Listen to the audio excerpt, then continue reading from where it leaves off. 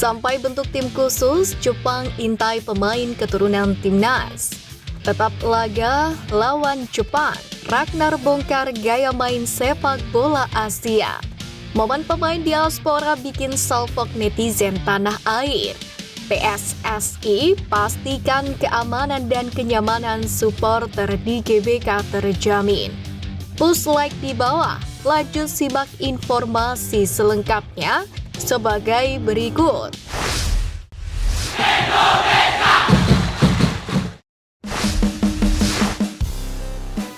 Sampai bentuk tim khusus, Jepang intai pemain keturunan timnas. Timnas Indonesia yang diperkuat banyak pemain keturunan membuat Jepang tak main-main menatap laga lanjutan babak ketiga kualifikasi Piala Dunia 2026. Hal itu diakui sang pelatih Hajime Moriyasu yang telah membentuk tim khusus. Tim khusus itu untuk menganalisis permainan pemain Timnas Indonesia, khususnya mereka yang berstatus naturalisasi dan bermain di kompetisi Eropa. Dalam hal ini, Direktur Timnas Jepang Masakuni Yamamoto menjelaskan bahwa tim khusus memiliki analisis yang kuat, yakni terhadap calon atau pemain yang sudah dinaturalisasi oleh PSSI. Terlebih, skuad Garuda sendiri telah berbeda dari sebelumnya, yakni saat bertemu di Piala Asia 2023 lalu. Ketika itu Timnas Indonesia belum diperkuat Martin Paes, Jesus, Kelvin Verdong, Misil Gers, Nathan Chuaon, Tom Haye, Eliano Reinders, dan Ragnar Oratmangun. Bahkan, itu belum termasuk Kevin Dix yang tetap berpeluang bermain pada laga Indonesia versus Jepang nanti. Pelatih Moriyasu sendiri mengungkapkan bahwa ia dan skuad Jepang tak memandang sebelah mata skuad Merah Putih. Menurutnya, anak asuh Sintayong kini harus diakui punya tim lebih kuat dan didominasi oleh pemain keturunan. Hal itu pun diakui bisa mendapatkan tim Samurai Biru yang sama-sama memiliki pemain yang berkarir di Eropa.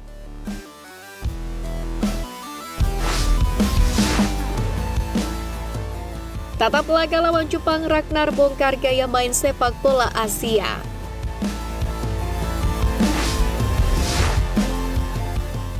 Ragnar Oratmangun menjadi salah satu pemain keturunan yang menjadi andalan lini depan Timnas Indonesia di bawah kepelatihan Sintayong.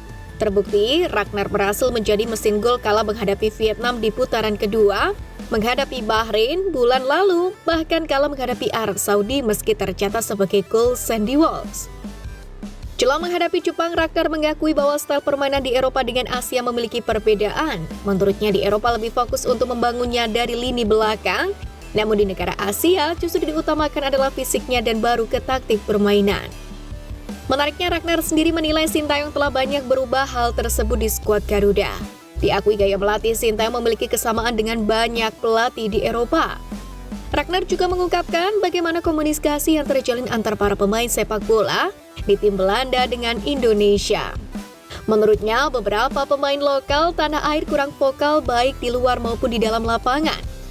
Kendati demikian, hal itu perlahan telah berubah lantaran Sintayong telah menegaskan pentingnya komunikasi dengan satu tim demi menjalin chemistry yang nantinya akan berguna untuk berjuang selama 90 menit di lapangan.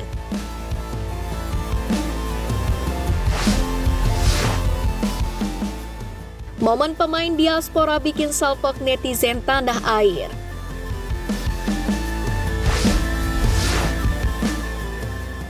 Pertama, Martin Paes si kopi dangdut. Sambil menunggu rekan-rekannya berkumpul pada 10 November, Martin Paes menikmati suasana Jakarta dengan berbagai kegiatan. Ia mengunggah aktivitasnya di Jakarta melalui Instagram. Langsung saja dia mengunggah video dengan lagu Kopi Dangdut. Martin Paes juga mengajak fansnya untuk makan malam. Fans tersebut sudah menemuinya di Dallas beberapa waktu yang lalu. Kedua, Kevin Dix senyum-senyum lihat KTP. Setelah resmi menjadi WNI, Kevin Dix tertangkap kamera sedang senyum-senyum usai mendapatkan KTP. Kevin Dix pun tampak asing dengan kartu yang baru saja ia terima. Sontak hal itu membuat para netizen tanah air pun gagal fokus. Kendati demikian, Bang Kevin menegaskan siap berdarah-darah untuk membela tim Merah Putih menuju level dunia. Ketiga, The Profesor Haye bagi-bagi ilmu. Gelandang timnas Indonesia Tom Haye membuat gebrakan dengan meluncurkan podcast yang berjudul The Haye Way. Hal itu, keuntungan menjadi pemain timnas Indonesia adalah sisi lain di luar sepak bola.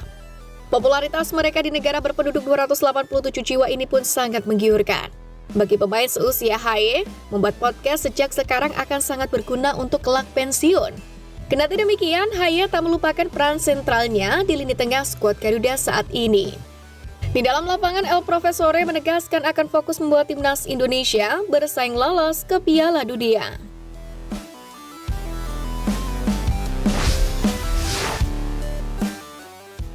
PSSI pastikan keamanan dan kenyamanan supporter di GBK terjamin.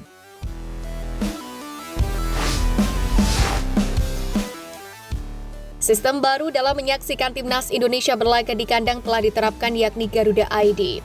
Penonton sekaligus pemilik tiket timnas Indonesia pun diharuskan mendaftarkan diri melalui laman garuda.id untuk mendapatkan nomor yang hanya berlaku untuk satu orang bagi satu tiketnya. Dengan memiliki nomor Garuda ID, selain memberikan kepastian pemegang tiket sah untuk menonton, juga untuk meminimalisir hal-hal yang tidak diinginkan. Karena sebelum masuk stadion, pemegang tiket akan dipindai wajah untuk disesuaikan dengan identitas dan nomor Garuda.id. Tidak hanya itu, Garuda ID saat ini juga ada penambahan CCTV dengan total 103 unit yang dipasang di SUGBK. Dengan begitu, kenyamanan dan keamanan supporter sangat terjaga. Hal itu pun diakui Ketum Erick Thohir sebagai langkah dari PSSI untuk bertransformasi. Apalagi timnas Indonesia sedang naik level.